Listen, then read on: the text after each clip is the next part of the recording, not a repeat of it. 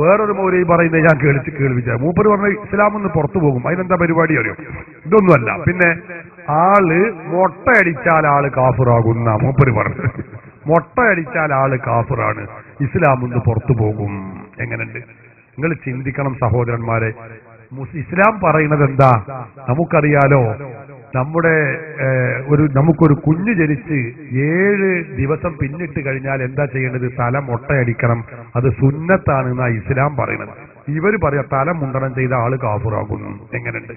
നമ്മുടെ നാട്ടിൽ ബാർബർ തൊഴിലാളികൾ എത്രയുണ്ട്? അവരൊക്കെ ഇസ്ലാമെന്ന് കാഫിറാകണ ഈ കുഫ്രിയത്ത് ചെയ്യുന്നവരാണോ? എന്താണ് ഇവർ ഈ പറയുന്നത്? അത് അഹ്ലു കിതാബികളെ ജൂതന്മാരെ നസാറാക്കളെ പരിപാടിയാകുന്നു. കേട്ടോളൂ, അയാളെന്നെ പറയട്ടെ. അല്ല, പ്രസംഗം ഞാൻ കേൾപ്പിക്കും.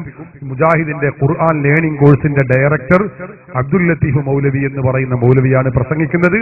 അയാൾ പറയുന്നത് നിങ്ങൾ ശരിക്കും ശ്രദ്ധിക്കണം. അയാൾ പറയുന്നത് മൊട്ടയടിച്ചാൽ ആള് കാഫിറാകുന്ന. അപ്പൊ ഞാൻ സ്ക്രീനിൽ ശരിക്കും ശ്രദ്ധിക്കണം. ചില മൗലവിമാരെ ഞാൻ കാണിക്കും.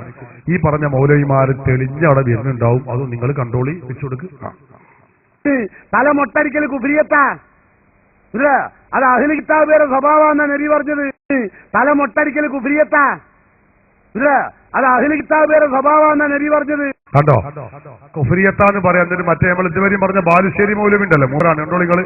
ഗൾഫ് പോയപ്പോ തല മൊട്ട അടിച്ച് നല്ല സൂപ്പിക്കുട്ടിയായി തൊപ്പിയൊക്കെ ഇട്ട് ഇങ്ങനെ താടികളെ തെറിച്ച് വീഴാതിരിക്കുമാറാവട്ടെ.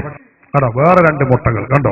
അതാ അത് മുജാഹിദിന്റെ വലിയ നേതാവ് ഖുർആൻ പരിഭാഷകൻ മുഹമ്മദ് അമാനി മൗലവി, അതുപോലെ PK മൂസ മൗലവി പുളിക്കൽ. 2 മുട്ടകളാണ് ആ കാണുന്നത്. സയാമീസ് ഇരട്ടകളെ പോലെ 2 മുട്ടകൾ തമ്മിൽ കൂട്ടിമുട്ടിയ രംഗമാണ് നമ്മൾ കാണുന്നത്.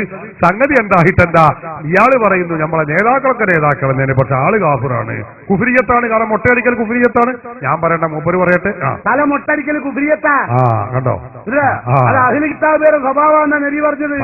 പറഞ്ഞു കൊടുക്ക്, കാഫിറാണ് എന്നാ പറഞ്ഞത്. നോക്കിക്കൾ, ഇതാ മുജാഹിദ് പ്രസ്ഥാനം. ഞാൻ അങ്ങനെ നേരം വെളുക്കോളം പറയാനും പറയുന്നുണ്ട്.